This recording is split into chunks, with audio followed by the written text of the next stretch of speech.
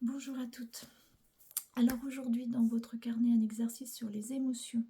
Émotions parfois désagréables qu'on a tendance à mettre sous un mouchoir parce que justement elles nous mettent dans un inconfort.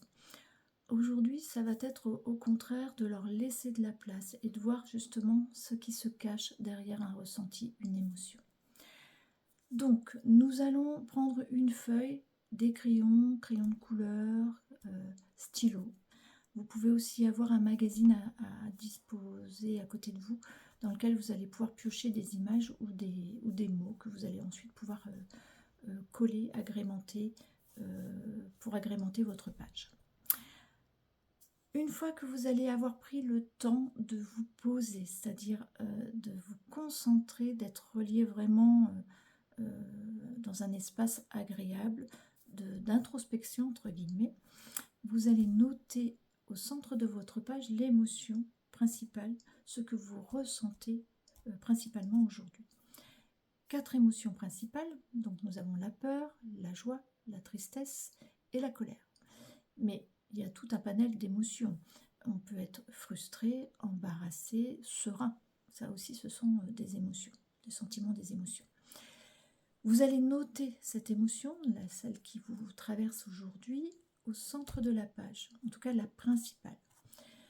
Et vous allez donner de la consistance à cette émotion simplement en lui donnant une couleur, une forme et un symbole. Par exemple, si je me sens triste, moi le symbole que je mettrais, ce serait plutôt la pluie. Sur la forme, je choisirais peut-être un petit peu des cercles de différentes couleurs. Et puis au niveau de la couleur, ce serait plutôt un bleu-gris. Voilà. L'idée, c'est vraiment de donner à cette émotion de la présence. Troisième étape, vous allez personnifier cette émotion. Vous allez la laisser vous parler. Vous allez donc écrire une phrase en disant « Je suis l'émotion », par exemple « Je suis la tristesse » et « Je suis là parce que ». Donc vous allez noter ce qui a généré cette émotion en vous. Et vous laissez venir ce qui vient sans trop vous prendre la tête. Il faut laisser glisser les mots. Ok ? Quatrième étape, vous allez laisser cette émotion vous parler de manière à ce qu'elle puisse vous indiquer de quoi elle a besoin pour se sentir apaisée. Si je prends un exemple, je suis la tristesse parce que je me sens seule, je suis isolée. Quel est le besoin qu'elle vient exprimer? Elle a besoin, cette émotion finalement, d'être mise en relation avec d'autres personnes. Okay, donc elle a besoin de rencontrer, de partager avec des gens. Donc vous allez noter tout ce dont elle a besoin. Cinquième étape, vous allez dessiner une graine en bas de votre page dans laquelle vous allez noter le premier petit pas, la première action que vous pourriez faire pour répondre à ce besoin. Si par exemple je me sens triste parce que je sens seule et que j'ai besoin de rencontrer du monde, l'idée, moi, ma première petite action, mon premier petit pas, ça serait peut-être d'aller voir une amie. Voilà. Et je vais noter, je vais prendre contact avec telle amie pour pouvoir aller boire un café ou partager un moment avec elle cet après-midi, par exemple, ou demain, etc. Donc vous allez noter dans cette graine la première action qui vous vient, le premier petit pas que vous pourriez faire pour répondre à ce besoin.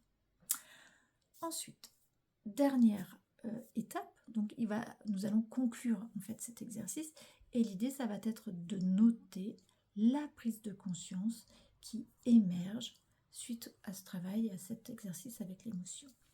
Donc vous allez noter, grâce à cette émotion, je prends conscience que j'ai besoin de voir des gens, donc pour cela je dois sortir davantage. Ce serait ma prise de conscience, aller vers l'autre en fait, aller sortir de chez moi.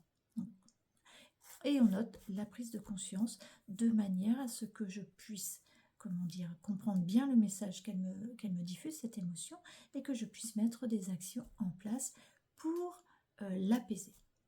Et puis vous pouvez clore cet exercice en agrémentant votre page de couleurs, de dessins, de mots supplémentaires, d'images que vous pouvez trouver dans votre magazine, de mots que vous pouvez découper à l'intérieur. L'idée, c'est de faire une page de type journal créatif pour conclure un peu cet exercice. Voilà. Si vous avez des questions, si vous souhaitez partager ce que vous avez mis en place, votre prise de conscience, n'hésitez pas, je suis toujours dispo sur Instagram en message privé. Je me ferai un plaisir de communiquer, d'échanger avec vous. Bonne page, bonne créativité et bel exercice à vous.